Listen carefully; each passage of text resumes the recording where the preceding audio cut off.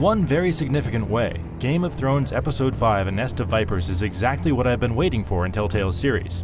Because there's only one episode after this, the gloves have come off. We get to make big, life or death decisions, and every call I made felt much more powerful than usual. This could have been an outstanding episode if not for repeated fumbles, including several scenes that felt like padding, some out-of-character behavior, and one part that forgets Roderick's supposed to be crippled. Prepare the horses.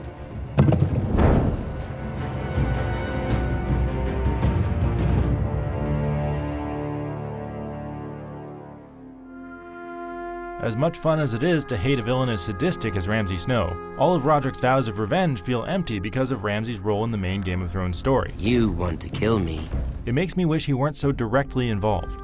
This episode also reveals the identity of the traitor within House Forrester and their motivations, as determined by your choices as Roderick. That sounds great, but the way it worked out for me didn't make a lot of sense based on that character's prior actions. Telltale didn't do a good enough job of sowing seeds of doubt about the loyalty of Roderick's advisors to make it feel plausible, so it felt forced. Mira's part in this episode is small, but it's made interesting by strong interactions with both Cersei and Tyrion Lannister, as she's forced to play a part in the battle between them. So, tell me.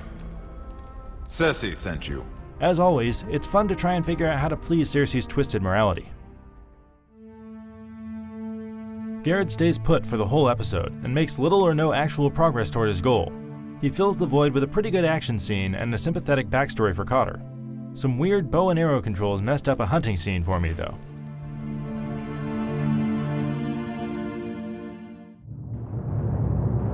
In Mereen, Asher's story takes a turn for the cliché after an uncharacteristically dishonest move by Daenerys.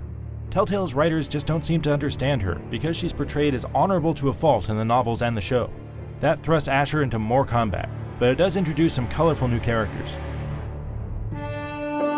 What really saves A Nest of Vipers in the end is how dramatically it sets up the 6th and final episode, with a major choice that absolutely will have a huge, game-changing effect on the finale.